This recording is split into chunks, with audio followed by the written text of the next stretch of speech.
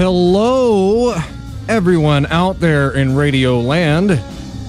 It's once again that time of the week. What time of the week is it? Well, it's that time of the week where we dig underneath the headlines. We talk about what the mainstream media is not.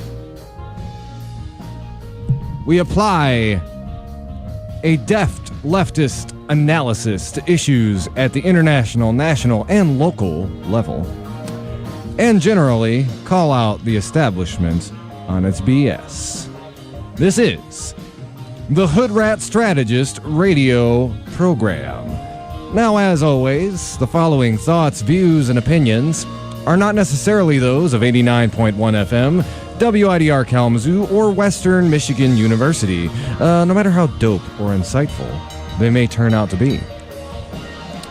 As always, got a lot to talk about on the show this week, and I want to start off by saying, sorry again, I was absent last week. I think our buddy Ryan was holding it down, if I remember correctly. I had to go to a campaign finance training, so, loads of fun. It was a packed audience, man. Tell you what, edge of your seat entertainment. In a world where you need to know the particular rules of the FEC. So anyway, important information for everyday life, especially if you ever decide to run for political office. Shout out to Sarah Joshi down at the county clerk's office. She knows that stuff frontwards and backwards. So we're going to start off the program today, and I do believe our co-host Lawrence will be joining us at some point on the program. Not exactly sure when. Should be dropping by pretty soon, though. We're going to start off with something hyper-local, but some very important information for everybody to know. City Commission meeting on Monday, some important developments regarding bonfires and the ordinances and laws surrounding them. This got a little bit of attention from local community advocates and former city commissioner Matt Milzeric. Ostensibly, they were going to impose a 25-foot length requirement between a fire pit and a structure, a house. Something important that should be understood. As of last week, before this was actually settled in the City Commission on Monday, it was illegal to have a bonfire in your backyard. I think many of us already knew that, especially those of us living in the Vine neighborhood, some of the other working class neighborhoods where people have fire pits. Although, that's a pretty universal thing.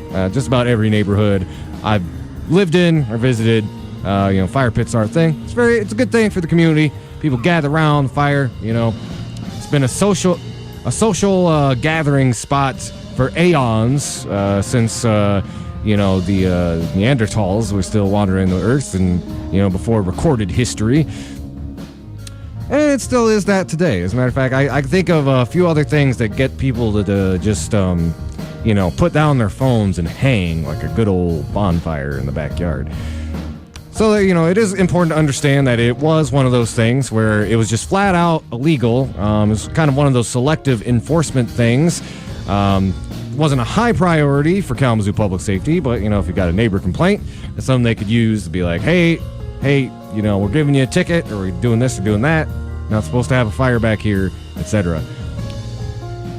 Actually, I'm going to go let in my co-host right now, and I'll finish talking about the nuts and bolts of that.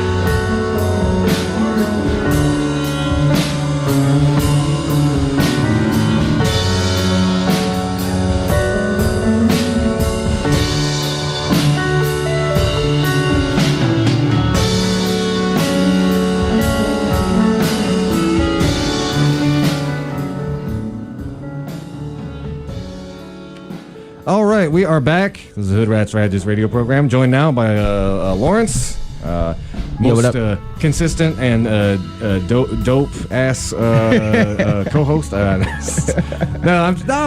seems like I'm throwing shade at the other co-hosts. Y'all are also dope as hell. I'm sorry. Nah, dog. You said it right the first time. No, I'm just joking. Nah, I love everybody that's a part of this squad. Where we need to. There's some stuff in the background that we're gonna have to talk about when we're gonna upgrade this and make it a video podcast as well and stuff. Yeah. Oh, and just one thing real quick. Again, our current lineup of hosts. We've got a lot of ideological and diversity of background, but it is currently a total sausage festival. So if you are a womanly person or a female-bodied individual and you got some stuff to say about the state of the world, hit us up.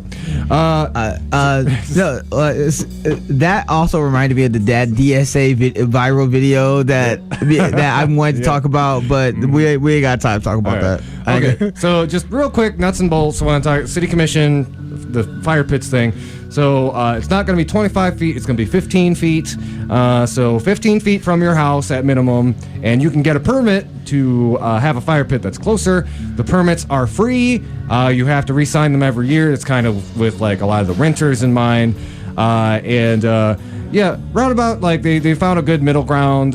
For most people in the neighborhoods, 15 feet is pretty reasonable as far as how far away it's supposed to be from their house.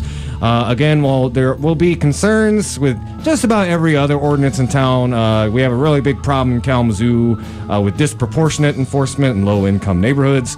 So that's something they'll have to keep an eye on. But all in all, a little bit of public pressure on an important community issue. And we've got 15 feet. So, yep. I mean, it's a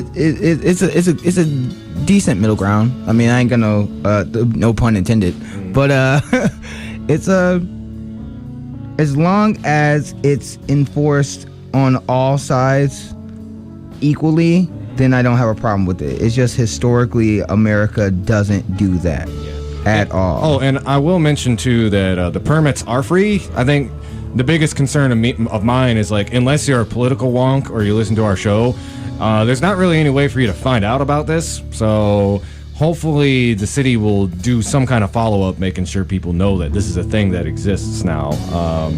But they've kind of dropped the ball on that in the past. All right, so with that, let's go ahead. Let's talk about some a little bit more meatier stuff.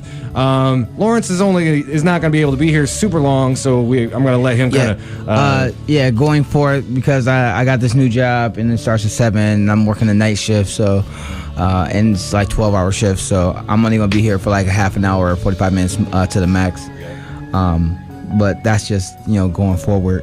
But for those that did not hear, our president, 45, the main issue, one of the main issues I wanted to talk about was had to deal with Michigan Rep. Rashida Tlaib and our other Justice Democrat Ilhan Omar and their ongoing issue with 45 and the Israeli government. I want to know, when can we stop calling Israel a democracy? Because that's a saucy take. Because everything that they've done within the last week and a half has shown that they operate as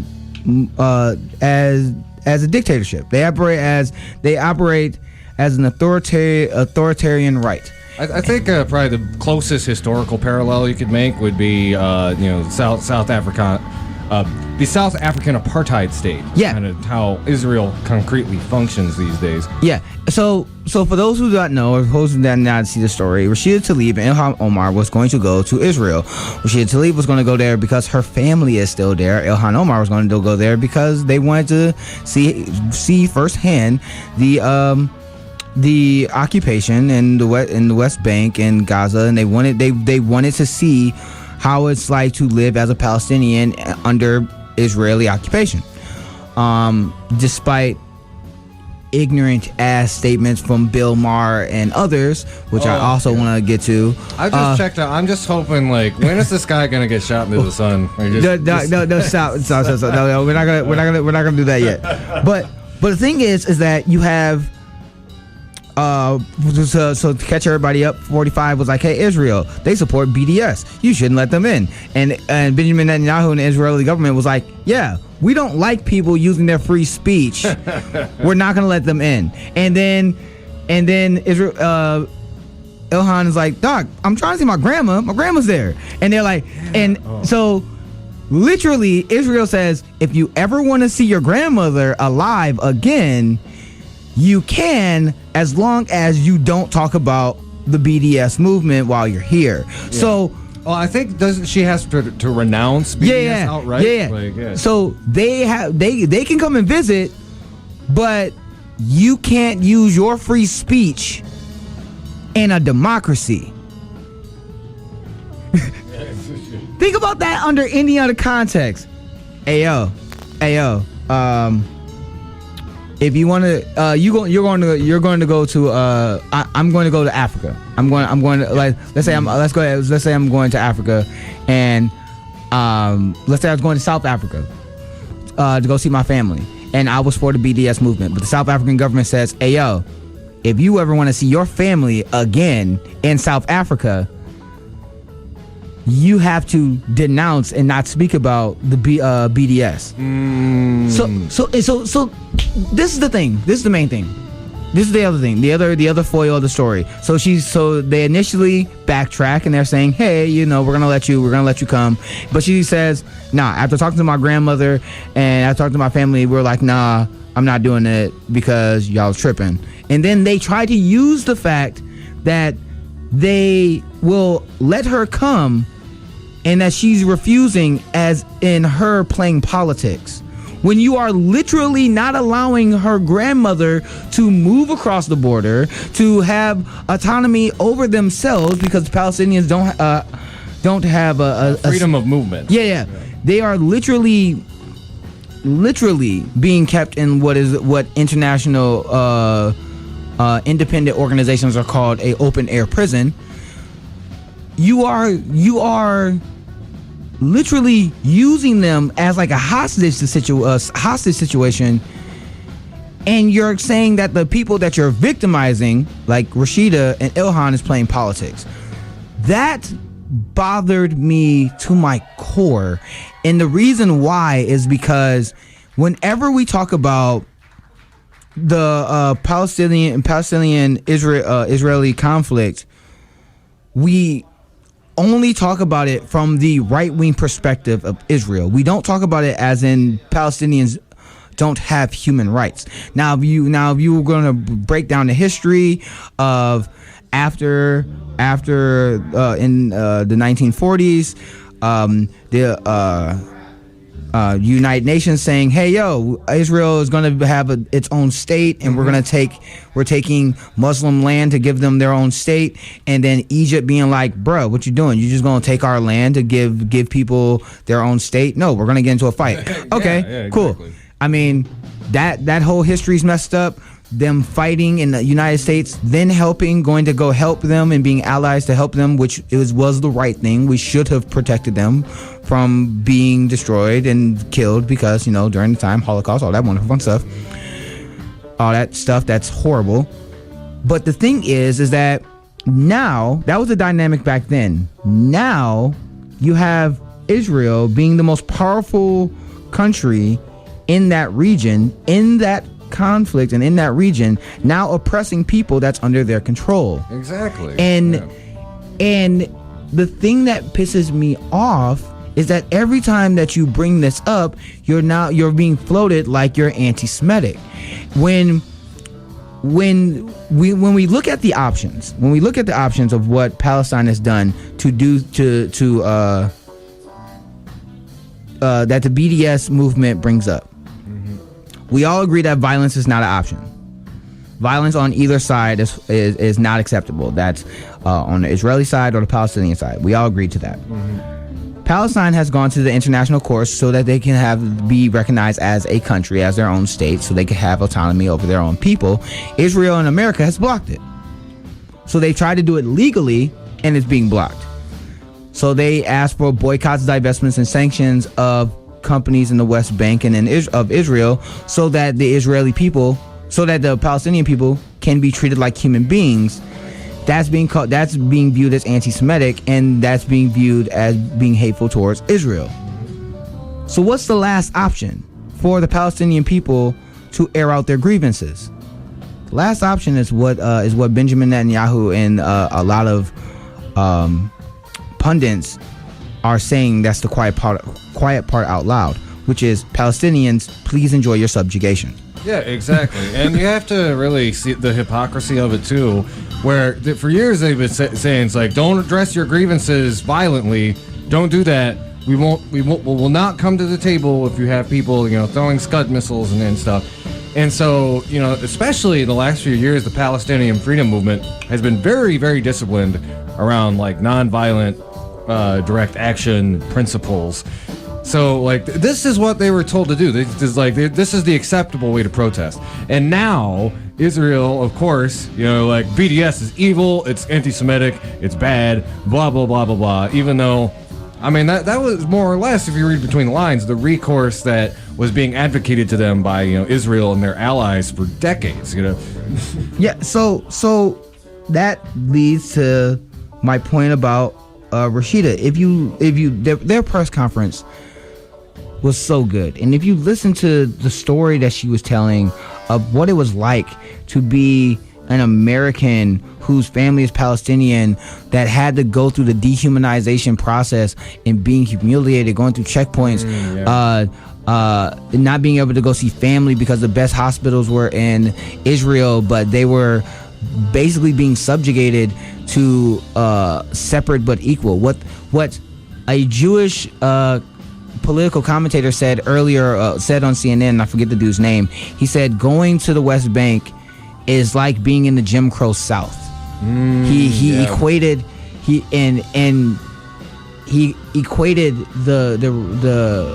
dehumanization and how Israel is treating Palestinian people is like how white people treated black people in the Jim Crow South overtly. We still have systemic racism in this country, and that's a problem. But at the same time, everyone who's against BDS and everyone who thinks that what Israel is doing right, listen to your own logic. You are siding with people who are doing human right violations that the international community agrees with. So if this was South Africa, you was with the white South Africans and how they were treating the indigenous people. That's what you're literally for now. So that's the reason. And this story also goes to the whole free speech narrative from those same right wingers. Where's Ben Shapiro and Sam Harris and Bill Maher talking about how American representatives and congresspeople are having their free speech stomped on by another country and also by our country because they feel like it is being anti-Semitic without actually having any substantive discussion to back it up. Yeah. The other, and this is the thing that also pissed me off, with the Bill Mahers and others, when they talk about BDS. There's multiple factions of the BDS. People want a one-state solution or a two-state solution. There are people who just want to boycott businesses in the West Bank and not boycott all the businesses in Israel. On the BDS website, on the first page, they denounce any violence towards Israel, and they denounce terrorism on all sides, and especially from their side, because it's counterproductive to what they want, which is human rights for their people. Yeah, exactly. So when you don't hear any of that, the substantive conversation, do people want a one-state solution or a two-state solution? Do people are they boycotting all businesses to Israel or just in the West Bank? Are they, we all agree that the settlements break international law, but are we going to hold Israel accountable for the human rights violations? When people bring up Ilhan Omar and what she said, when she talked about AIPAC and how AIPAC uses money to influence politicians, and they say that's anti-Semitic. She's also called out the Saudi lobby in Congress as well, but I don't hear them saying that she's Islamophobic. Yeah, and if I could get it, something that really occurred to me. So Donald Trump recently said, if you're Jewish and you vote for Democrats, you're disloyal. And what it made me really think about was, Donald Trump, it's a lot like if you took a bunch of Hitler and Mussolini quotes and put them through like an idiocracy filter and see what, came out the other side. But more importantly, it really made me think about like the weird and uncomfortable relationship between a lot of modern proto-fascists and proto-fascist states and like the state of Israel. And, I feel like it's like just a real word of caution. There's a lot of like Zionists who support this renewed friendship between Netanyahu and Trump. And I hope that quote really struck them in a way that it struck me and some of my Jewish friends, which is, these people, they will throw you under the bus at the first opportunity. Some of the people in these camps can't wait to throw you under the bus because they hate you for what you are. Richard Spencer actually said, while I still hate all Jews, I admire what Israel has done in creating an ethno-state. But what did Trump say? What Trump said when Trump said that, and that's not the first time he said anti-Semitic stuff. Mm-hmm. He went to the Republican Israeli event in the beginning of his campaign, and he said, this is the one room that likes to renegotiate deals. I know y'all don't want to vote for me because I won't take your money. Yeah. He said that to he said that to Jewish people. Yeah. He said that to their face. Yeah. Like, he also said that people who are neo-Nazis saying the Jews will not replace us, there were very fine people on both sides. Yeah. Yeah. Yet Ilhan Omar talking about how half the country has passed laws saying that if you support boycotts, divestments, and sanctions, that the United States will not give you contracts. Mm-hmm. Basically saying that your free speech of not giving money to or you wanting to not participate in any companies that deal with Israel is a violation of your First Amendment rights, because they're saying that they will not support you or do any business with you. And then her being on the Foreign Affairs Committee saying, I don't want to have that dual allegiance, literally means that I swore allegiance to the United States, and I don't want to be influenced by, I don't want my free speech being influenced by moneyed interests. Yes. That's the whole purpose of her being a part of the Justice Democrats. Mm-hmm. So the double standard, is so asinine. And the other thing that's asinine as well is that we don't have people in mainstream media majority of the time being honest about that. Mm-hmm.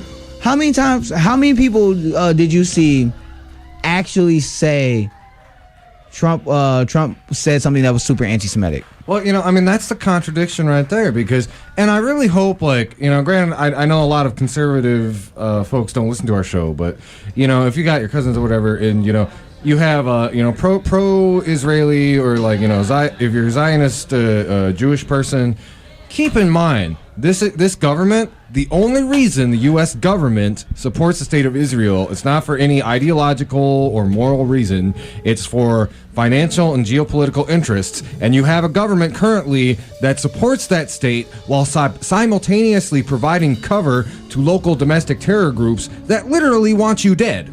So. I mean, if you believe in the Bible, I'm a Christian and I believe in the Bible. But if you believe in the end times prophecy, a lot of Israel will be destroyed.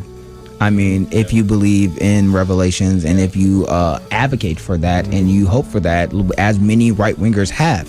So there's a lot of those Book of Revelations accelerationists in our government, especially around the George W. Bush era. But to this day, just sleep a little easy at night. so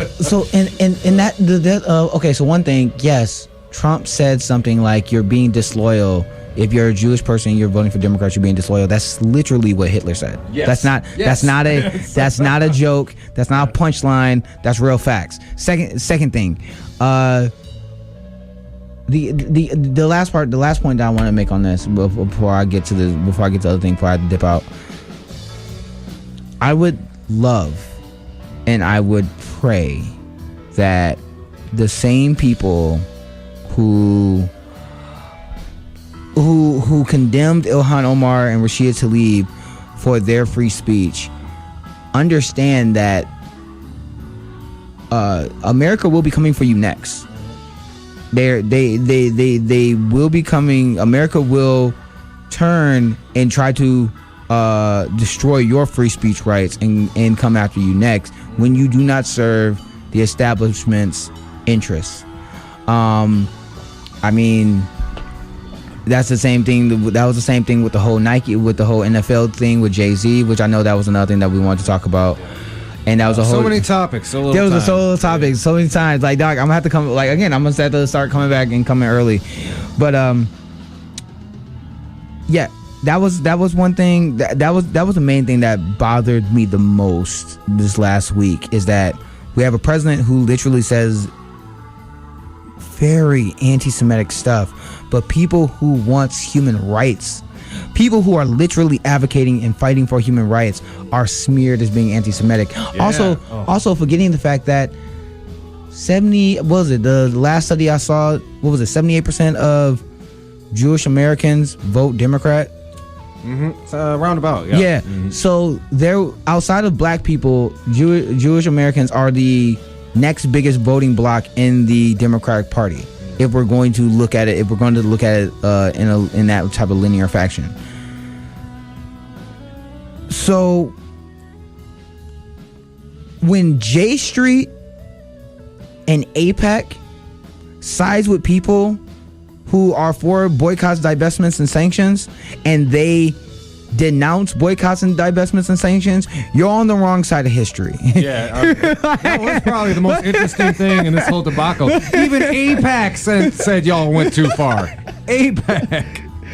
Yeah, the American Israeli lobbying group said, "Nah, we're on the side of Ilhan Omar and Rashida Tlaib. Y'all tripping with no luggage." Yeah. Like, so that was one of the stories that pissed me off this week. A story that made me happy, because normally we talk about stories that makes us happy, and next week I will break down my thoughts on Colin Kaepernick and the NFL thing, because I ain't got a lot of time. Eric Garner's killer, one of his killers, not all of them, because I believe that all those officers should have been fired. Yes. But Pantaleo was fired, and at the same time, California put new standards on policing that makes them more accountable for them killing unarmed people, especially unarmed people of color. And every police union, and a lot of police unions, a lot of police officers writing op-eds are crying and moaning and complaining about both issues, and I wanted to address it. I addressed it on my Facebook page, but I'm gonna address it here as well. If you're a police officer and you do something that's illegal by your own department standards, and you're crying that an officer got fired, you should not be a police officer. Walmart and UPS is always hiring. I just want you to know that you can go sell pizzas. Yeah, but there you go. If you're also complaining because we're going to hold you accountable for killing innocent people,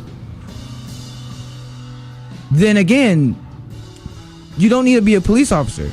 There were multiple police unions and police officers that were that were upset that Pantaleo got fired, and even the police, the person that was making the announcement was saying, yeah, if I was a police officer, I'd be very upset.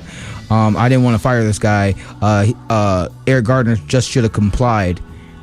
They put the onus on the victim that died, yeah. And it's despicable, man. And the main issue that one of the main things that a lot of police officers were saying was, well, this is a dangerous job. It's a life-threatening situation, and that you're asking us to take more accountability in a life-threatening situation.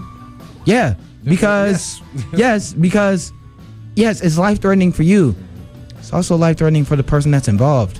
Yeah. And your job is to protect and serve the other people who are involved. I do want to bring up, just real quick, my day job, I'm a mental health professional. Yeah. I've had to work at really intense autism treatment centers, and the standards that I have as a mental health caregiver are far more than what you see the conduct of the police, particularly in this case. I am not allowed to use any sort of lethal force, even if my own life is in danger. I am trained in how to disarm people. I have been trained in how to disarm people with a deadly weapon. De-escalation tactics? De-escalation tactics? Yeah. If me making $12 an hour doing that work, if I am held to that standard, why the hell aren't the NYPD or police officers across the country? Man, dog, that's $1 million question of the day, bruh. Same thing. The other thing that goes along with it is that the thing that pissed me off the first thing was watching a press conference and them lying about Eric Garner, but they're saying that they're going to be more accountable after after the incident. They're going to review. This is the rule in California. They're going to have a review board. They're going to hold. They're going to have hindsight and seeing if deadly force was necessary in said conflict. And that was with the Stephon Clark case, where they chased a man into his grandma's backyard and shot him because they thought his cell phone was a gun. The thing is that the issue, the main issue that I saw with a lot of the stories was that police officers were saying, "Oh, you're gonna hold us accountable after the fact," and it's like, yeah. No, because if deadly force wasn't necessary, if you could de-escalate it, then the person that you shot and killed would still be alive. Mm-hmm. You chose to use deadly force because you were scared, and because you literally do not care about the person that you're about to murder. The other issue that goes along with it is that officers are like, well, we can't do our jobs now because it's a deadly job, and you're putting us more at risk.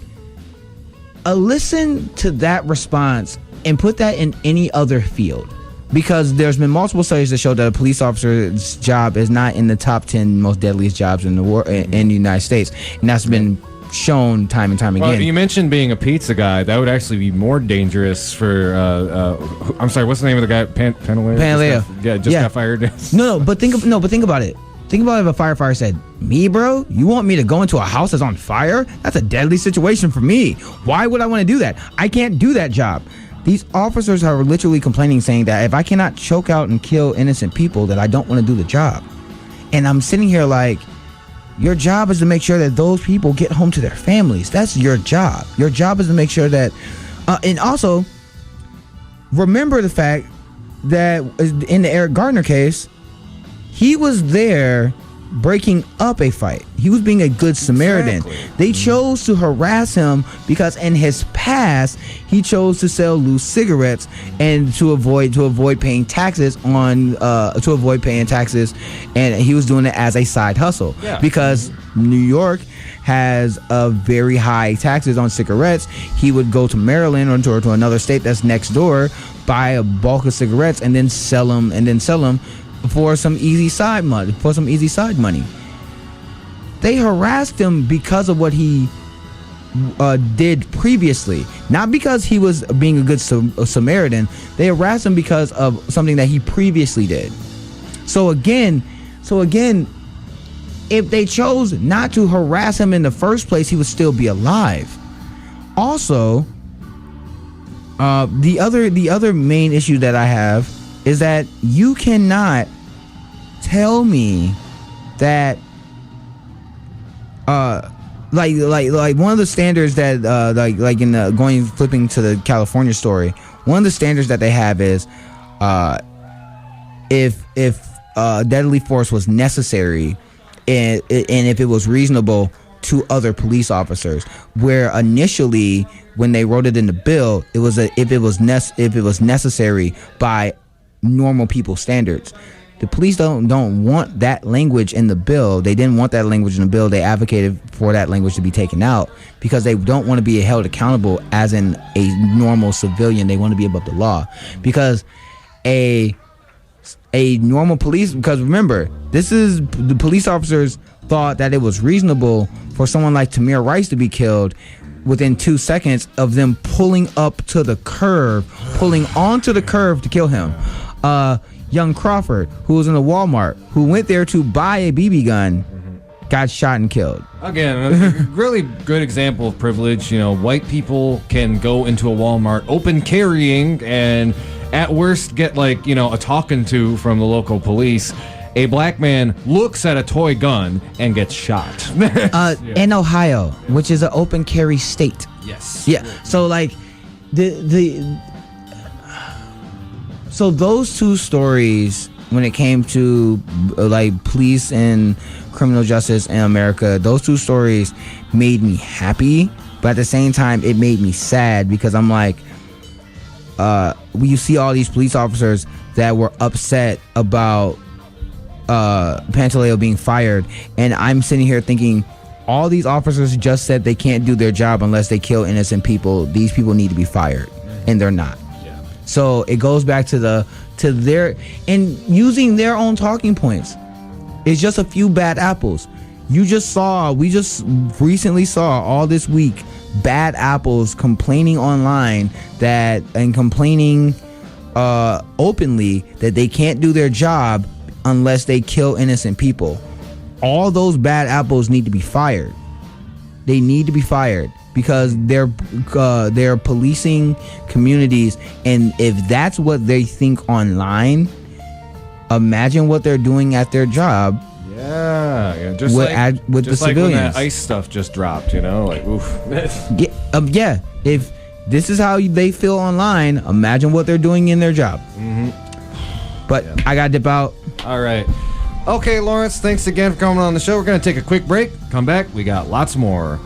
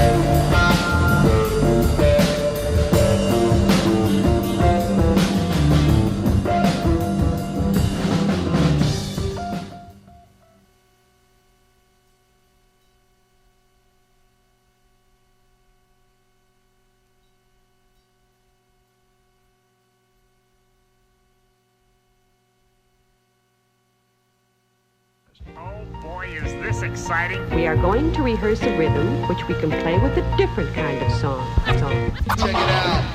You are listening to 89.1 WIDR Kalamazoo. Check it out. Radio Evolution. There's a whole world of new sounds waiting to be heard. Depression can take many forms. It can feel like static in your brain, or as if everything around you has lost meaning. It can debilitate even the strongest of people. 89.1 WIDR is here to tell you that there is help and a way to improve mental health. WMU offers counseling for all students in the greater Kalamazoo community at Syndicus Health Center. There is no need for an appointment for first-time visits. Open counseling times are Monday, Tuesday, Wednesday, or Friday from 8 a.m. to 4 p.m. or Thursday from 10 a.m. to 4 p.m. Syndicuse is located at 1903 West Michigan Avenue, Kalamazoo. For more information, please call 269-387-3287 or visit www.wmich.edu/health center.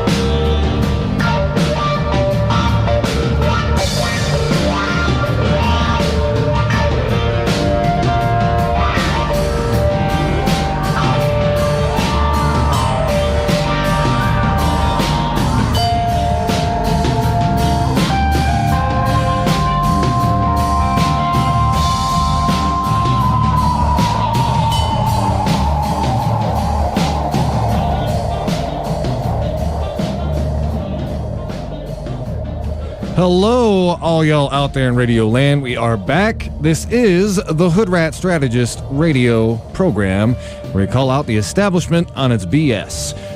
Next story that we're going to be talking about, we're going to be going a little bit farther away. We started right here in Kalamazoo's backyards, particularly our backyard fire pits. Now we're going all the way to Afghanistan. This is an important foreign policy story that I think really got lost in the shuffle. I don't hear a lot of people talking about this. But this was published earlier today by The Intercept. And it is, headline is, Taliban peace talks must not ignore CIA-funded Afghan militias, report says. It's written by Alex Emmons, E-M-M-O-N-S. What's up? Not entirely hard to pronounce, but still. Anyway, I'll just go ahead and read from the article. I might have a little bit of commentary, but I don't know. This particular article, I think, kind of speaks for itself. But I will read it to all y'all out there in Radio Land. It's a very interesting story. After 18 years of war and months of direct talks, the United States appears to be on the brink of reaching an unprecedented peace agreement with the Taliban that would bring about U.S. troop withdrawal from Afghanistan. A draft agreement was reached in March, and negotiators in Qatar have reportedly been ironing out the details ahead of a September 1st deadline, including exactly when U.S. troops will withdraw and when a permanent ceasefire between the parties will take effect. The U.S. is reportedly also seeking assurances from the Taliban that it won't harbor foreign terror groups like ISIS and Al-Qaeda and will engage in dialogue with the Afghan government after the U.S. military leaves. It's the closest the U.S. has come to a diplomatic breakthrough with the Taliban, and foreign policy scholars are cautiously optimistic that it could facilitate a U.S. exit.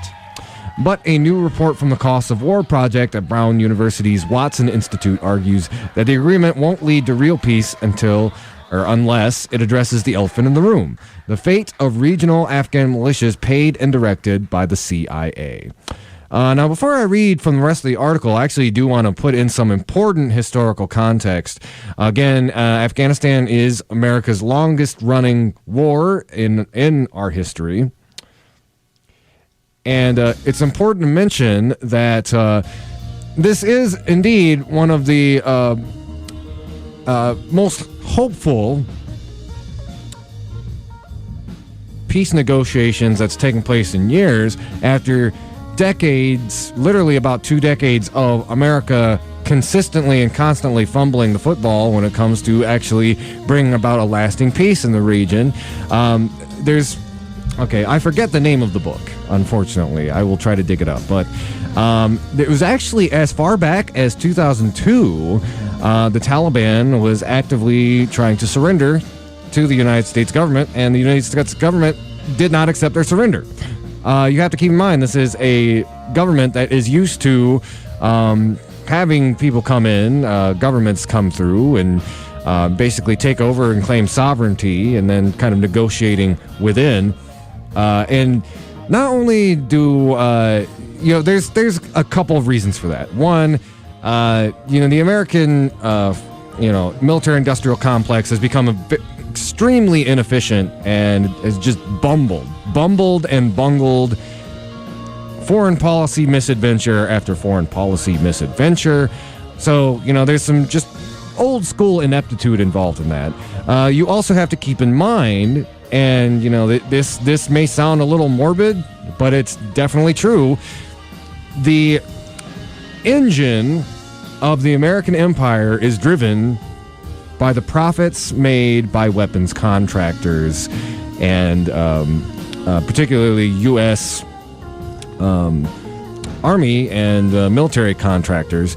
I'm thinking of like Boeing, thinking of excuse me, Northrop Grumman, etc. There is a lot of money at stake for the United States to be in a state of perpetual war. Surrender isn't good for business. Gosh, that sounds awful. And the worst part about it is it's very much true. And then the third thing that we have to keep in mind, there is another material interest at play in the mountains of Afghanistan. They have deep deposits of rare earth minerals. I was trying to think of the exact name, but basically a lot of the rare earth minerals that corporations like Samsung and Apple use to create your smartphones, the Afghan mountains are rich in those resources. And that makes it very difficult for us to achieve peace in the region, because there's a material interest for us to have an armed presence there.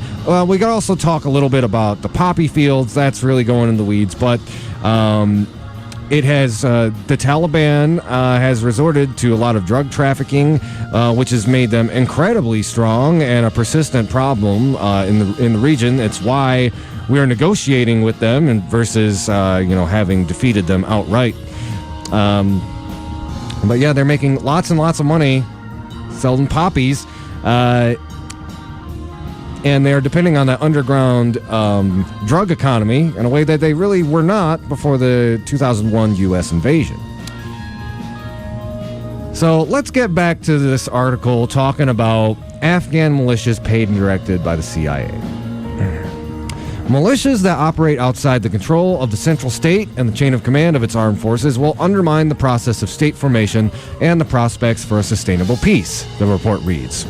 It is unclear to what extent the fate of the militias has been discussed at all by the U.S. or Taliban negotiators. In July, Zalmay Khalilzad, the chief U.S. negotiator, mentioned the fate of militias while listing topics that needed to be encompassed by a general agreement. But the authors of the report note that Secretary of State Mike Pompeo, once director of the CIA, has not. If the issue goes unaddressed, the report argues, it could lead to the breakdown of a ceasefire or agreement, which would in turn jeopardize Afghanistan's future. If violence continues at some level after the agreement is signed, the report says, militias will be in much demand in the political marketplace. The use of CIA-backed militias goes back to 2001, when, in the aftermath of the 9/11 attacks, the CIA rapidly organized Afghan militias under its payroll to overthrow the Taliban. This allowed the CIA to send al-Qaeda's fighters fleeing the country with a minimal U.S. footprint. Initially, these local militias were viewed as a temporary solution, but they eventually became a permanent fixture of secret CIA operations in the country, sometimes acting without the knowledge of U.S. diplomats and Afghan military leaders. Not much is publicly known about the specific groups the CIA directs, the best known of which is the Coast Protection Force. The force has no basis in the Afghan constitution or law and operates out of the CIA's Camp Chapman in the province of Khost. That's spelled K-H-O-S-T. In 2001, journalist Bob Woodward wrote that the CIA's army consisted of about 3,000 Afghan fighters, but since then the number has likely ballooned. According to the New York Times, as of December, the Khost force alone may number as many as 10,000. The U.S. currently has approximately 14,000 troops in the country. President Donald Trump has further expanded the CIA's paramilitary role in Afghanistan, using local militias in hunt and kill operations. Speaking at a security conference in Texas in 2017, Pompeo, then Trump's CIA director, said that Trump had authorized the CIA to take risks that would make it faster and more aggressive, and that every minute we have to be focused on crushing our enemies. In February, a report by the UN Assistance Mission in Afghanistan found that in 2018, civilian deaths from search operations, nighttime operations in residential areas, had tripled from the previous year. CIA-linked forces have been accused of numerous abuses, including carrying out summary executions and torture. The investigation by the New York Times documented one case in which CIA-backed forces shot two brothers in view of their families in Nangarhar province. Quote-unquote, the forces handcuffed and hooded two brothers, and after a brief interrogation as their wives and children watched, both men were dragged away and executed in a corner of a bedroom that was then detonated over their heads, according to relatives and villagers who pulled the bodies out of the rubble.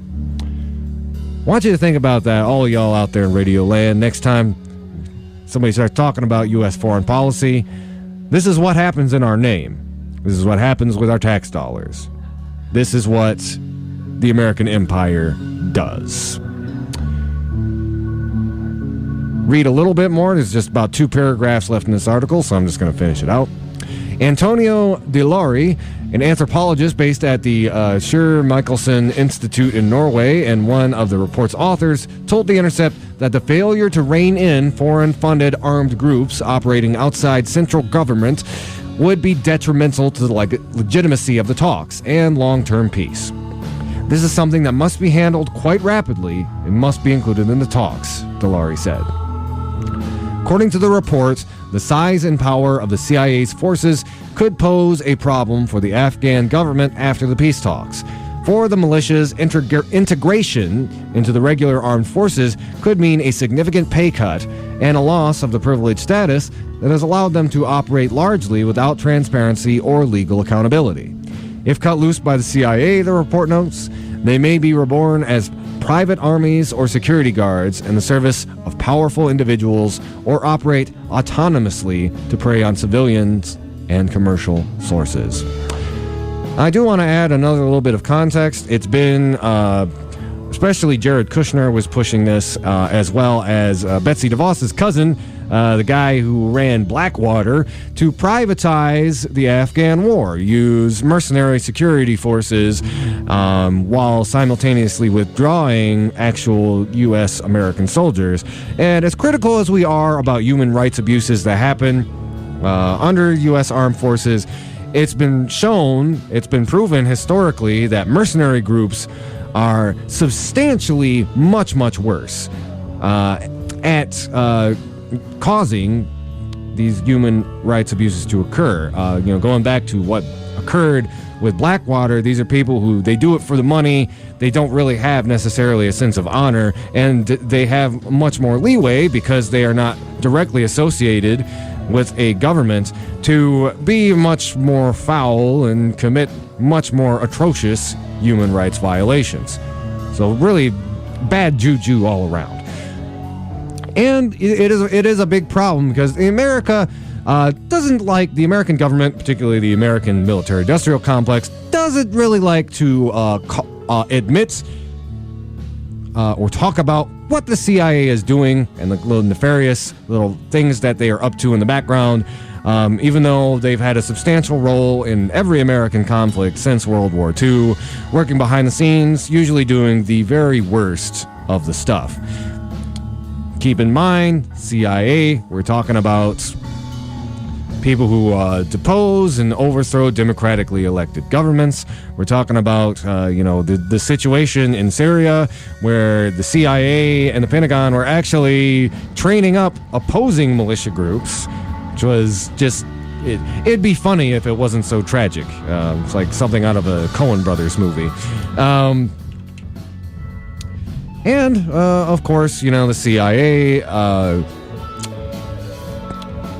also, goes out of its way to, FBI mostly, as far as domestic leftist groups. But, again, this all has a very deep history in the region. CIA played a big role in overthrowing the Shah of Iran back in the 50s. There is a tangible and historical reason they want this explicitly called out in negotiations. Whether the U.S. government will actually do it and own up to some of their mistakes that the CIA has made remains to be seen. But after 19 years in Afghanistan, one can only hope. It is a tragedy that this war still continues to this day, and it needs to end for the people of Afghanistan and for the American soldiers who are still over there. So with that, let's go ahead and take a break. Y'all are listening to the Hoodrat Strategist radio program only on 89.1 WIDR Kalamazoo, your only source for political revolution.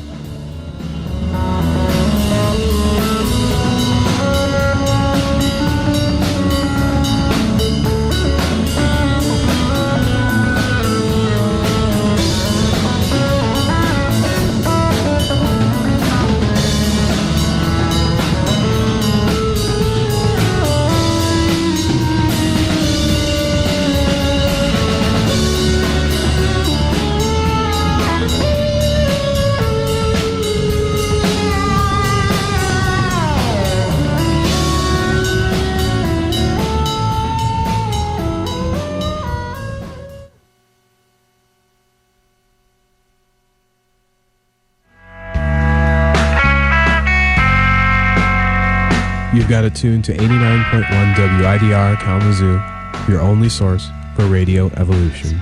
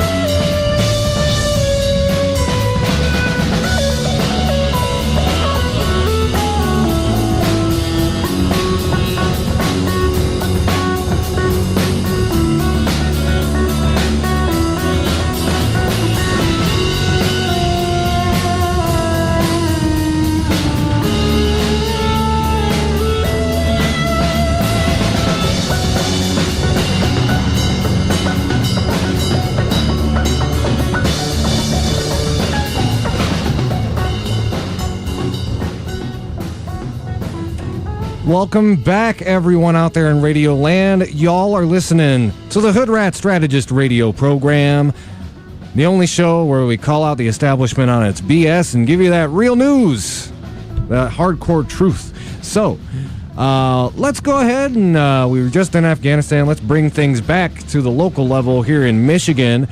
I'm going to save my voice a little bit. We've got a special report from MLive about the PFAS crisis. The title of the article, How Was Michigan's PFAS Water Crisis Overlooked for Years? It's published earlier today, and it's by Paula Garner, and they've put together about an 8-minute video where they discuss the PFAS issue in depth. So again, save my voice, I'm going to go ahead and play that. Some important information for y'all and a good bit of investigative journalism from MLive. Tip of the hat to you. So let's go ahead and cue that up.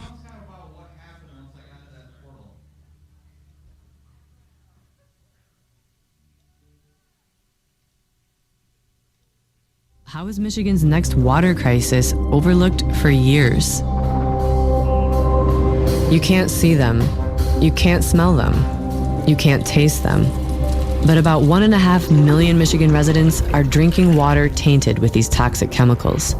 This is in the same state where Flint residents were lead poisoned by drinking water. But this time, the poison water touches dozens of Michigan communities, and scientists are still determining exactly how dangerous these chemicals can be.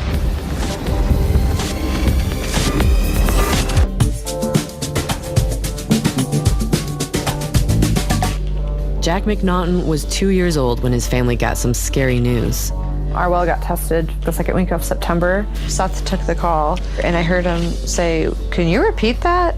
Their home was close to a plume of PFAS moving underground from a long-forgotten industrial dump near Rockford, Michigan. PFAS are forever chemicals. They don't biodegrade. They accumulate in your body, and they're linked to an increased risk of cancer and other chronic diseases. We stopped drinking our water altogether, trying to remember to not cook with it. It's difficult to break that routine of thinking your water's safe. The EPA says 2 of the most dangerous types of PFAS chemicals shouldn't be consumed at more than 70 parts per trillion. The McNaughtons learned their toddler spent the first 2 years of his life drinking water that was contaminated at more than 5,000 parts per trillion. A blood test showed he had an astonishing 484,000 parts per trillion in his body. And that's probably the first time I burst into tears because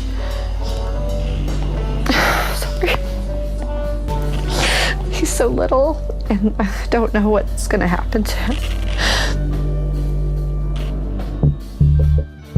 PFAS stands for per- and polyfluoroalkyl substances. The man-made chemicals use a strong carbon and fluorine bond to repel water, grease, and oil and resist heat.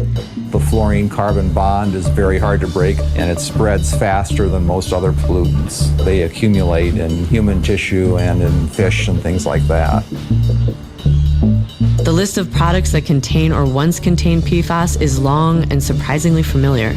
Scotchgard, Gore-Tex clothing, Teflon pans, Stainmaster carpet, dental floss, microwave popcorn bags, and even fast food wrappers. At military bases and transportation facilities, firefighters have long used foam containing PFAS to control fuel fires. That foam, plus industrial waste and landfills, have contaminated groundwater across the state. The chemicals were never meant to be consumed, but they've made their way to city water supplies and private wells. They're even in some lakes and rivers, where fish are no longer safe to eat.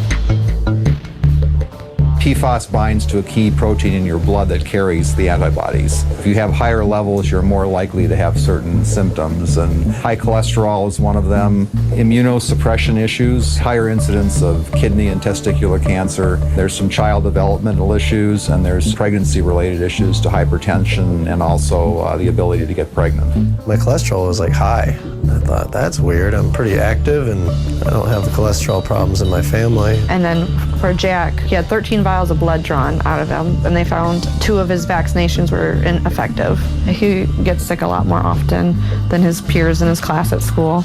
And then for me, we can't positively link it, but we had originally put our family planning on hold when we found out about our well water since we started trying again. So I had 2 miscarriages in a row. The contamination source near the McNaughtons' home points to Wolverine Worldwide, a $2.2 billion company behind shoe brands like Hush Puppy, Merrell, Sperry, and Stride Rite. Hush Puppy shoes, which were a very revolutionary shoe in the 50s, involved taking pig skin and then treating it with Scotchgard to make it waterproof. Scotchgard was a miracle product that waterproofed things, and it also made things stain resistant. Tanneries are very inefficient. For every 1,000 grams of leather they produce about 850 grams of waste, and that has to be disposed of somewhere.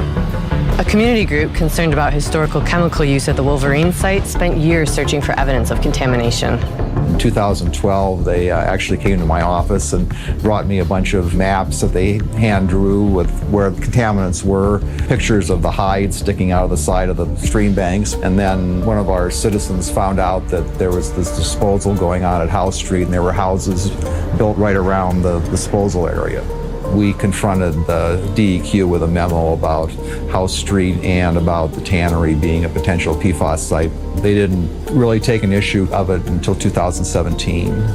In a statement, Wolverine Worldwide says it has worked to ensure all affected residents have access to safe drinking water. Its efforts include providing water filters and bottled water to homeowners and working with regulators to conduct environmental investigations at polluted sites. What's particularly infuriating for Seth McNaughton is how long public officials suspected his water was contaminated before they tested it. Well, they knew something was up. They were testing wells months, half a year at least, before we found out about it from lawyers, not from the government officials or anyone, and it's just ridiculous. Rockford is far from the only place in Michigan where PFAS are lurking.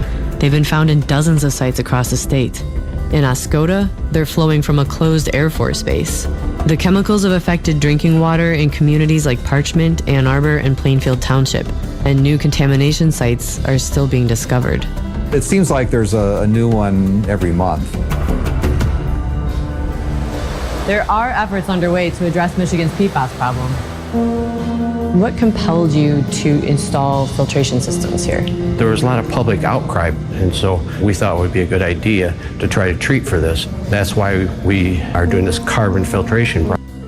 By the way, the person speaking right now, this is the water treatment plant in Plainfield. Projects, this pilot project for the state of Michigan.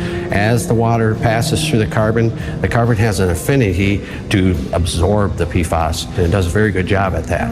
So far, our tap is non-detect for PFAS, and that is a great thing. But the federal government doesn't have enforceable standards for PFAS in drinking water.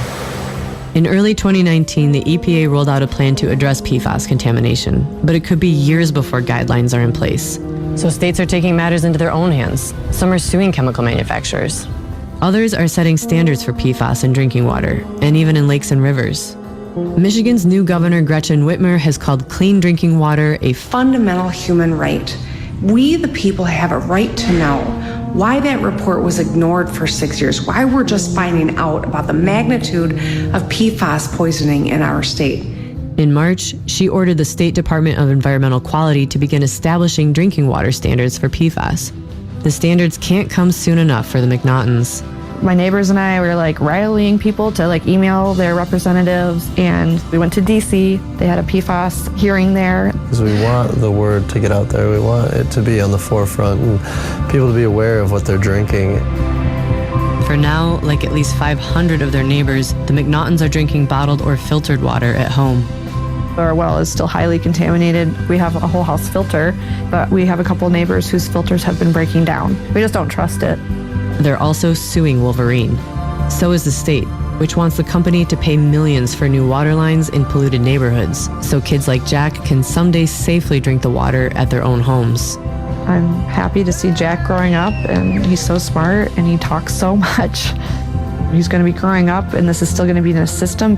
Hopefully there'll be more studies by then and more information, but we want to get our mind off things. Yeah, and have fun while we can, because we don't know what our future holds. We're just ready to be normal, but I don't think that's ever going to happen.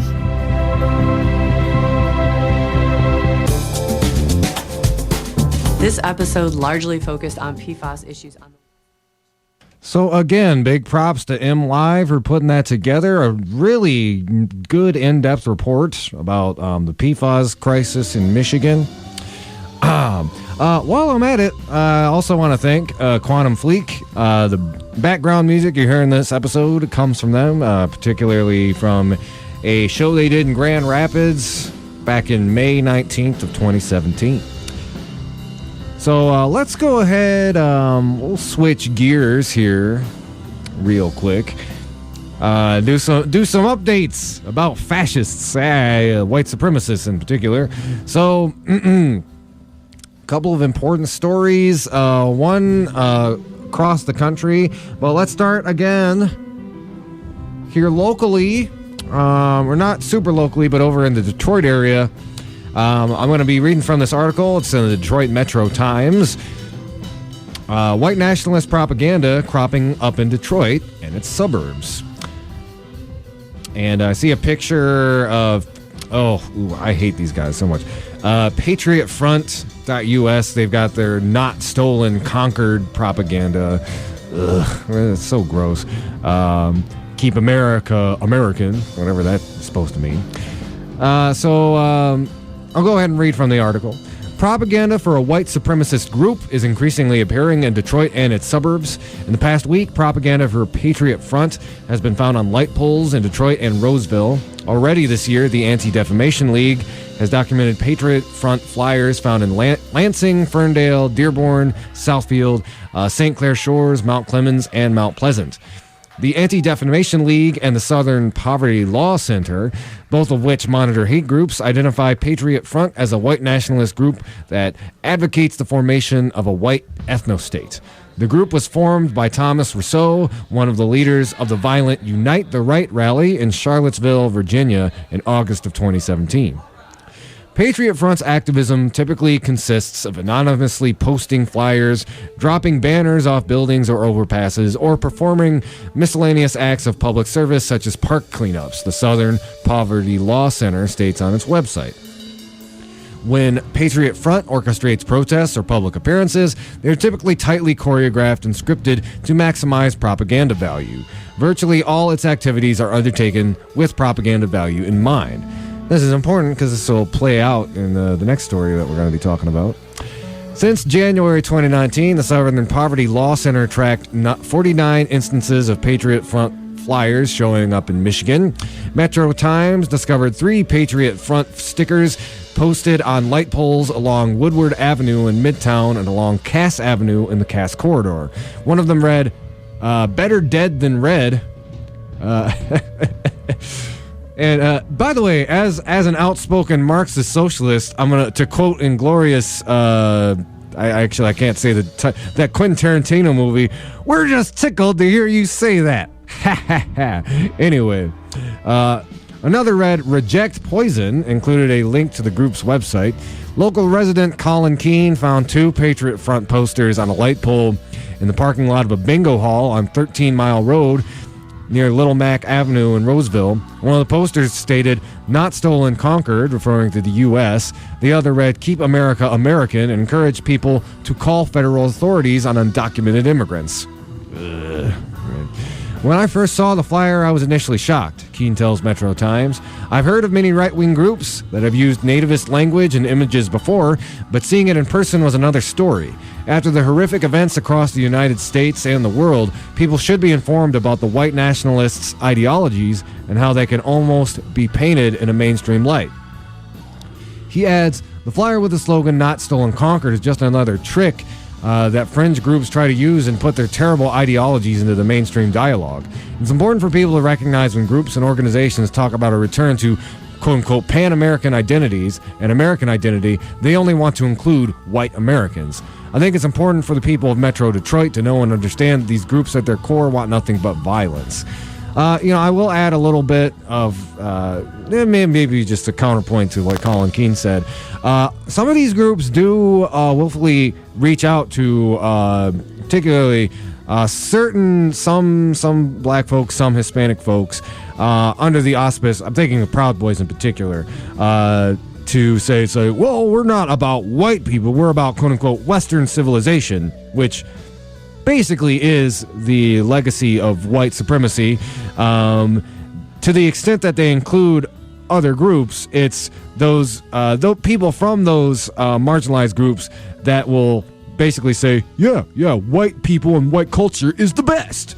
And that's what Western civilization is, quote-unquote Western civilization. So while you may see, them towns like, well, look, we've got an Asian guy, we've got a Hispanic guy, you're calling us white supremacists, you just don't know what you're talking about. No, sir, actually, you don't know what you're talking about. What they are doing is willfully using tokenism to try to say that they do not adhere to a white supremacist ideology. Sorry, folks, or sorry, fascists. Your ideology is still fascist if you have an Asian guy in your group. It doesn't work that way. Anyway, going on in this article. Actually, that's it. I just read the entire article, and I think that plays well. I just mentioned that little bit. Andy Ngo, no relation, is a well-known right-wing hack journalist, and I'm about to talk about what happened in Portland in more detail. But fascists showed up in Portland over the weekend, and one of the things that happened, and this went over on Fox News and all the right-wing outlets, was like this idea that these Antifa terrorists were trying to beat innocent people with a hammer. And this is what pernicious hack propagandists like Andy Ngo do.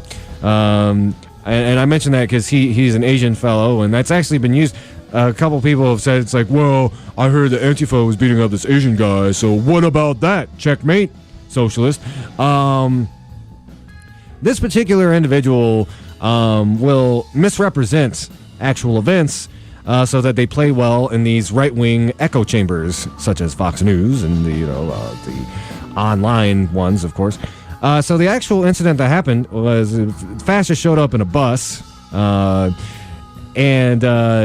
they were literally trying to pull an anti-fascist protester inside the bus. One of them had a hammer. So imagine that. You are protesting a bunch of violent fascists. They get a hold of one of your friends. They're trying to drag them in. One of these fascists is waving a hammer around. Your friend could get mercilessly beaten to death. That is what is going to happen on that bus.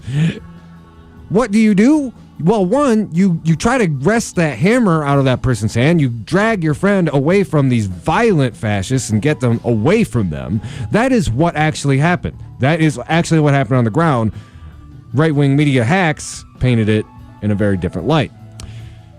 So with that, let's go ahead and talk a little bit about what happened in Portland.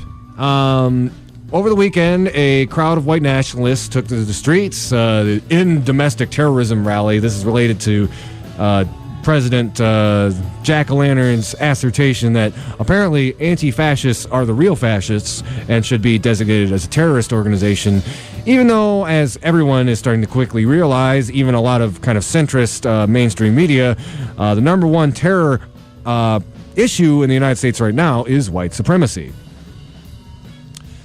So groups such as Proud Boys, Patriot Prayer, and other right-wing groups over the weekend crossed one of the city's main bridges. Police arrested 13 people throughout the day and seized weapons, but largely avoided the worst-case scenario that Portland Mayor's Ted Wheeler said the city was prepared for. Portland police put more than 700 officers on patrol, more than one cop for every two of the estimated 1,200 protesters. By the way, counter-protesters dwarfed the right-wingers who showed up. On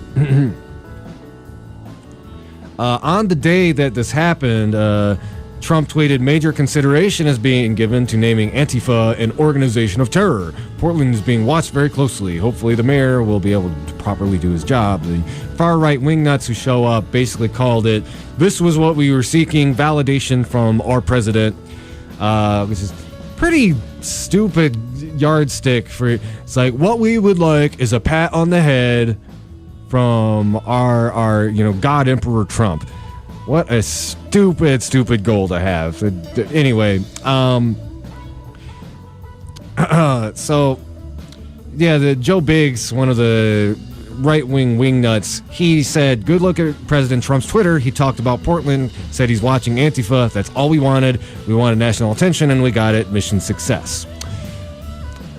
But, as stupid of a goal as that is, and all that, the city of Portland proudly fought back. I want to play a clip from Democracy Now! They're interviewing Commissioner Joanne Hardesty, who is the first African-American woman commissioner in Portland's history. But let me go ahead and skip ahead to the section where they're interviewing her real quick here. Find it. Sorry, I didn't have this queued up beforehand, everybody, but all right. There we go.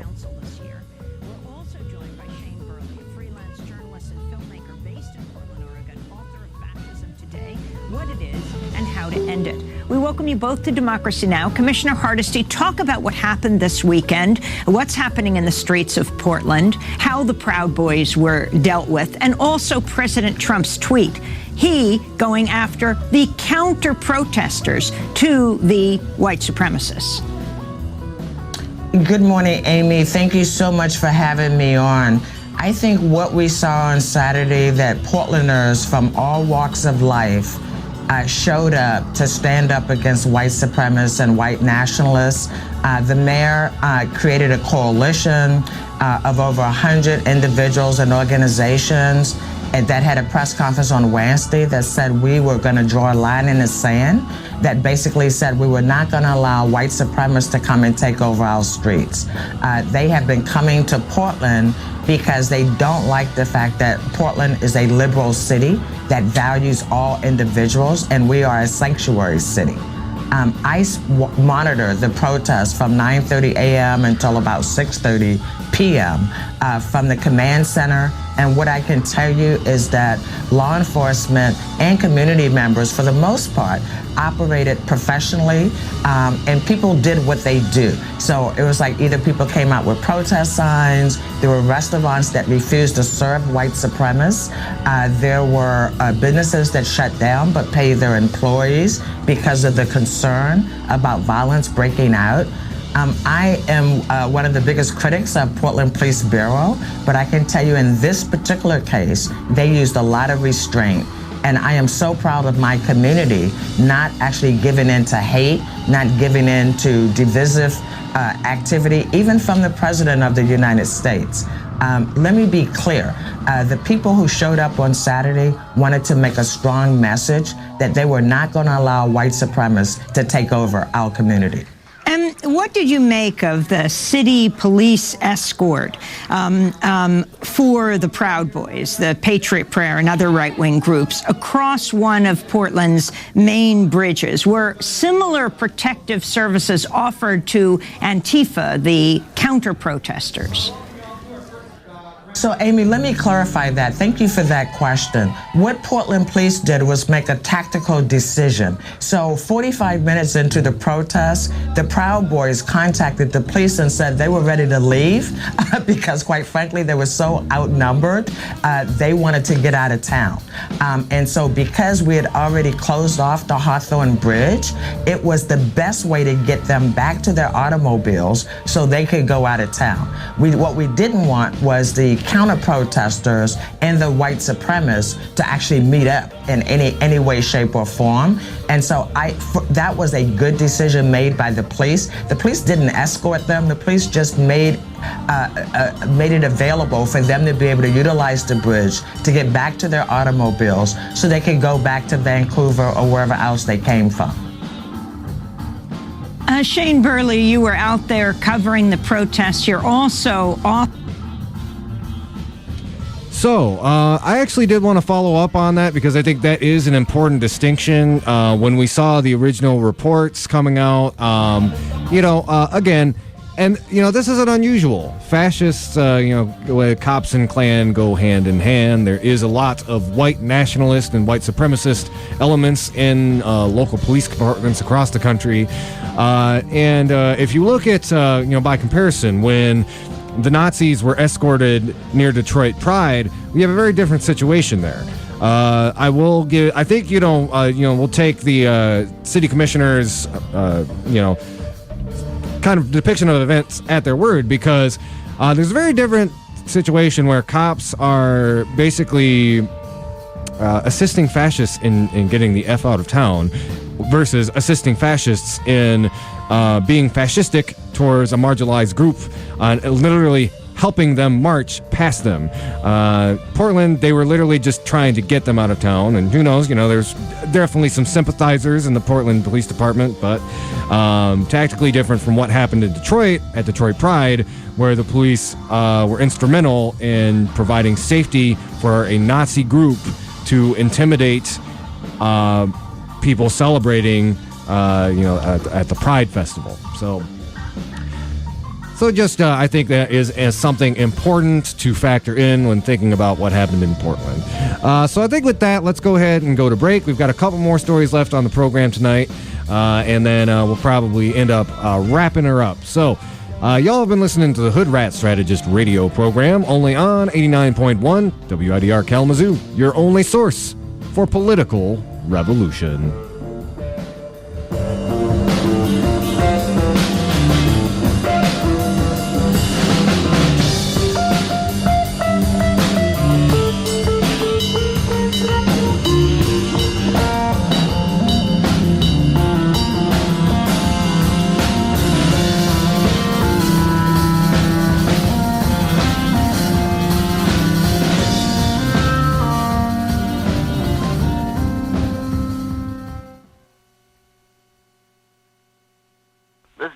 Bush, and you're listening to 89.1 WIDR, Kalamazoo, Michigan, Kalamazoo. You know what you're listening to, Kalamazoo, Michigan, man. What are you, stupid?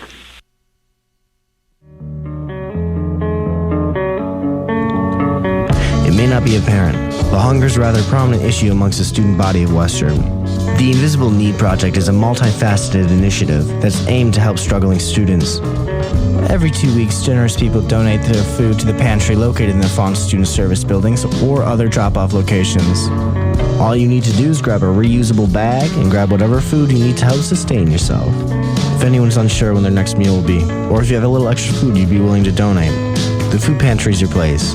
If you're looking to help donate, become a volunteer, or just learn more, call 269-387-4742 or email dosa-inp@wmich.edu for details.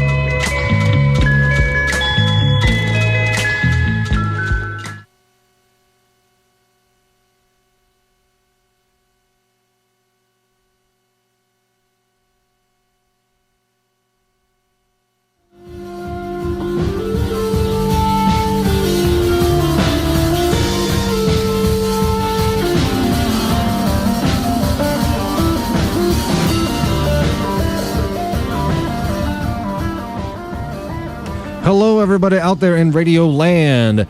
If you're just joining us, this is the Hoodrat Strategist radio program, the only show here in the Southwest Michigan area where you can get some cutting leftist analysis of issues, national, international, and right here in our own backyard. So, we're just doing our little white supremacist roundup. Some bad juju out of Detroit and Portland. The people of Portland bound it together, drove them out of town. I guess they quote-unquote won because they got a pat on their head from Daddy Trump. So I guess that's the only thing they really wanted to do. To somebody who's a movement organizer, I just find that a really weird goal. For example, I wouldn't organize a rally just to get a retweet from Bernie Sanders. I'm sure that would maybe help or whatever, but that wouldn't be the explicit goal. That's just stupid. So, let's go ahead and, now this story is kind of a big story because it's not a big story. And I've had, friends talking about this on the Facebook, and one of the things to keep bringing up is why aren't more people talking about this? The Amazon rainforest is on fire. I don't know if you knew that. And it's actually quite likely that you didn't because the media, and even a lot of independent media, really hasn't been talking about it. As a matter of fact, when I went to search for this earlier today, I literally could only find one article from the BBC. Got a lot of results for Amazon Fire Sticks, but that's slightly different. That's a different subject altogether. So yes, the Amazon rainforest, i.e. the lungs of the planet, are on fire. I don't think that's good. Sounds pretty bad, actually. So, I will hand it to BBC. This article goes into some of the what, where, and why, and talks about how some of the policy changes from the fascistic government of Bolsonaro are partially to blame for these wildfires in the Amazon. So, this was published 8 hours ago on BBC. Amazon fires, record number burning in Brazil rainforest, says the space agency. So, The National Institute for Space Research said its satellite data showed an 84% increase of forest fires in the Amazon rainforest of the same period in 2018.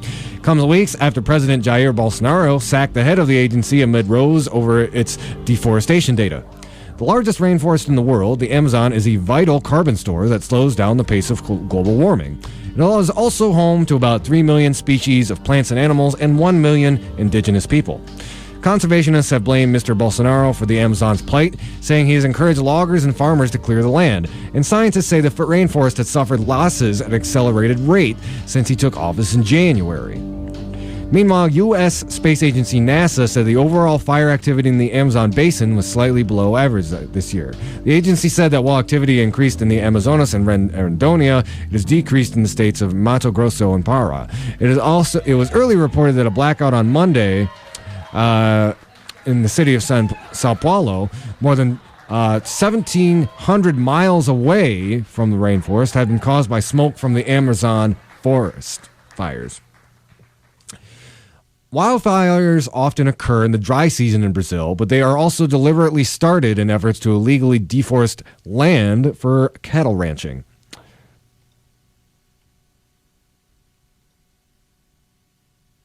Excuse me, sorry about that. INPE said that it has detected more than 74,000 fires between January and August, the highest number since records began in 2013. Said it has observed more than 9,500 forest fires since Thursday, mostly in the Amazon region. In comparison, there are slightly more than 40,000 in the same period in 2018, it said. However, the worst recent year was 2016, with more than 68,000 fires in that period. Mr. Bolsonaro brushed aside the latest data, saying it was the season of the queimada, when farmers use fire to clear land. I used to be called, I don't want to even quote, God, I hate Jair Bolsonaro, F you, God, just the worst. The worst. And it's just one of the worst places for a fascist to be in charge. Not that there's any good place, but the lungs of the world is being overseen by somebody who's even worse than Trump, and is doing everything he can to strip mine one of the most valuable and necessary ecosystems on planet Earth.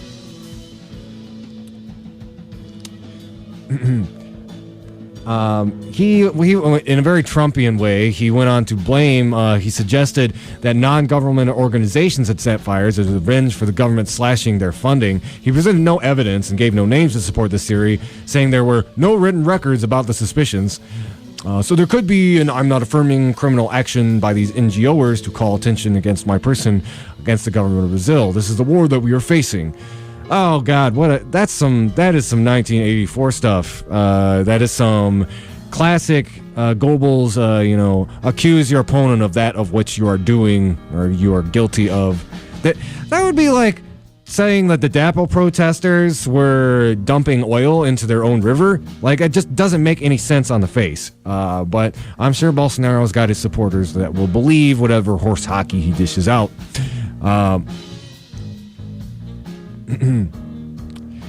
They talk a little bit more about why Bolsonaro is being criticized. There are reports of a rise in forest fires come amid criticism over Mr. Bolsonaro's environmental policies. Scientists say the Amazon has suffered losses at an accelerated rate since the president took office in January, with policies favoring development over conservation. Over the past decade, previous governments had managed to reduce deforestation with action by federal agencies and a system of fines. But Mr. Bolsonaro and his ministers have criticized the penalties and overseen a fall in confiscations of timber and convictions for environmental crimes. Last month, the far-right president accused INPE's director of lying about the scale of deforestation in the Amazon and trying to undermine the government. It came after INPE published data showing an 88% increase in deforestation there in June compared to the same month a year ago. The director of the agency later announced that he was being sacked amid the row. INPE has previously insisted that its data is 95% accurate. The agency's reliability has been defended by several scientific institutions, including the Brazilian Academy of Sciences. The only thing I really have to add, I want to add a vital bit of context. When Bolsonaro was elected, despite advocating genocide against indigenous people, despite advocating clear logging the Amazon rainforest, Business publications like Forbes, like the Wall Street Journal, celebrated his victory because it would be good for the economy. We point this out on the show a lot, how capitalism is diametrically opposed to the continuity of the human race, how it has directly caused the climate crisis. I don't think anything points that out quite as clearly as President Bolsonaro and his actions that have led to these record forest fires in the Amazon. You literally have the global economists, the capitalists, fawning over the election of this fascist, while our biggest insurance policy that could help us survive and figure out a way to deal with climate change is literally burning down as we speak. So yeah, gotta get off that capitalism, man. Ugh, it's gross. And let's talk about one more story. And again, I'm going to leave y'all with a bit of a downer, but I think it's important to talk about.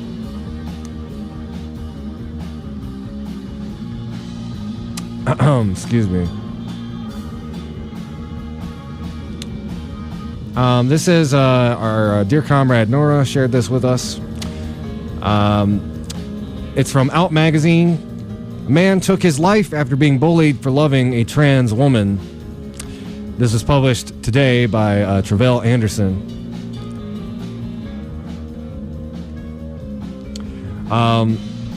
There's an update to the story since it was published. According to the Marsha P. Johnson Institute, Palmer went on Instagram Live to clarify that Reese actually died of an overdose after she left him a heavy drug user. Reese threatened to take his life and face. She ran away to safety, and it was then that he committed suicide. After a video went viral in which a man was bullied by other men for loving his girlfriend, a black trans woman, he reportedly committed suicide. The news was shared on social media by people who knew Reese before drawing condolences from Hollywood notables, including Janet Mock, India Moore, and KK Palmer.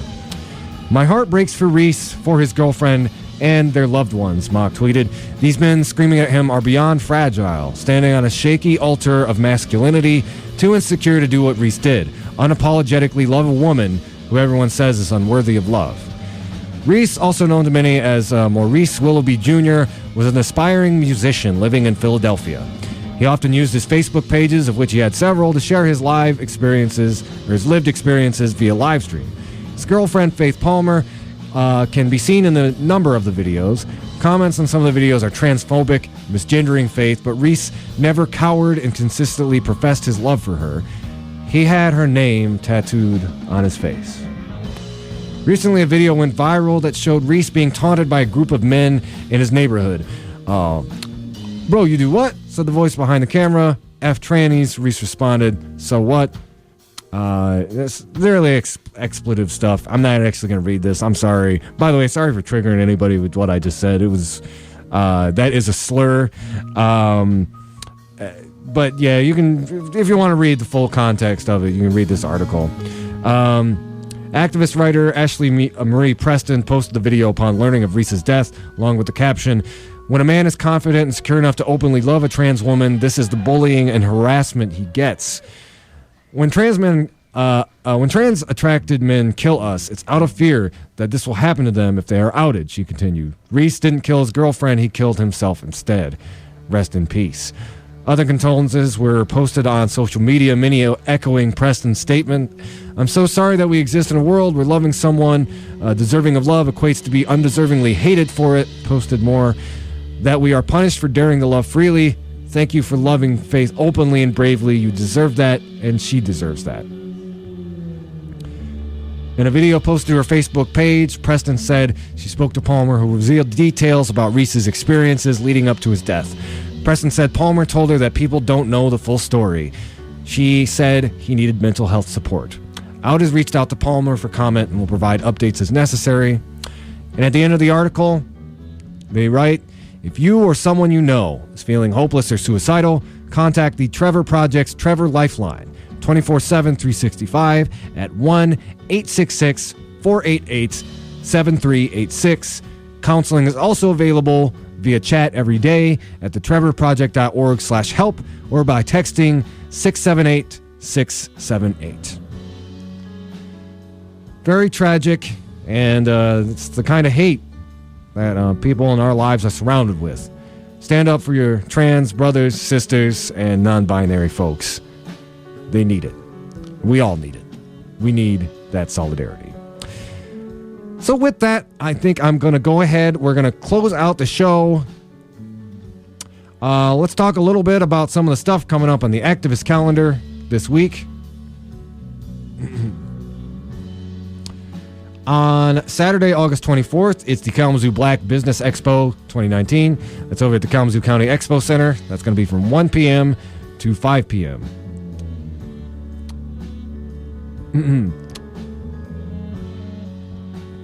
Excuse me. Sorry about that.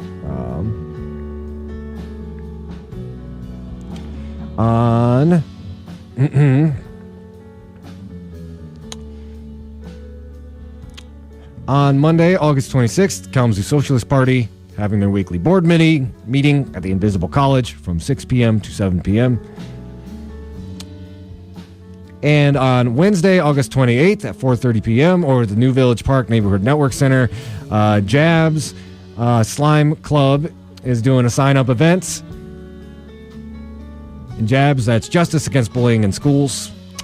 And then on Wednesday, August 28th, over at Fire Historical and Cultural Arts Collective, Burn Ice Poetic Fury.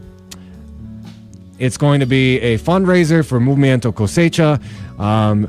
And as it says in the title, it's going to be local poets lending their talents